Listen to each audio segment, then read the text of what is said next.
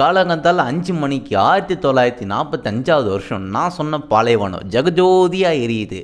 18.6 kilo ton எடையுள்ள DND, அதாவது வெடி மருந்து வெடித்தா எந்த அளவுக்கு பவர்ஃபுல்லாக இருக்குமோ அந்த அளவுக்கு இந்த புளூட்டோனியம் வெடித்தது இருந்துச்சு. எந்த டவர் அந்த புளூட்டோனியம் பாம்பை தாங்கி பிடிச்சிட்டு இருந்துச்சோ அந்த டவருக்கு ஆவியாச்சு மண் ட்ரினிடைட்ன்ற ஒரு விஷயமா மாறிடுச்சு. அதாவது இது ஒரு க்ரீன் கலரில் கிளாஸியான சப்ஸ்டன்ஸ், ரேடியோ ஆக்டிவ். இது மாதிரி புளூட்டோனியம் பாம்பு வெடித்து அந்த இடத்துல இருக்கிற பாலைவன மணலில் உருவாகிற ஒரு விஷயம். எக்ஸாக்டாக அந்த டெஸ்ட் எங்கே நடந்துச்சுன்னா நியூ மெக்சிகோவில் லாஸ் ஆலமோஸ்ன்ற இடத்துல சவுத் சைடு 210 மைல் தள்ளி ஆலமகோடுன்ற இடத்துக்கு பக்கத்தில் இருக்கிற டே ஆஃப் டெட்ன்ற இடத்துல. ஆக்சுவலாக இந்த டே ஆஃப் டெட்ன்ற இடத்துக்கு ஸ்பானிஷில் அங்கே வேற ஒரு பேர் இருக்குது.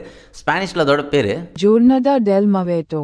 இந்த இடத்த அப்போ மிலிட்ரி யூஸ் பண்ணியிருந்தாங்க. டே ஆஃப் டெட்ன்ற இடத்தோட பரப்பளவு 140 கிலோமீட்டர். புளூட்டோனியம் இருக்கிற இந்த பாம்பை 100 அடி உயரத்தில் இருக்கிற டவரில் வச்சுருந்தாங்க. இருக்கிற நியூக்ளியர் பாம்பை என்ன பேர் வச்சுருந்தாங்கன்னு தெரியுமோ? கேஜெட்.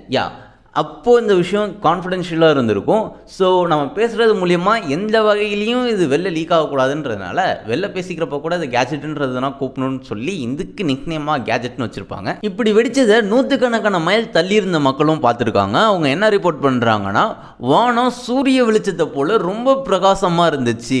அதுவும்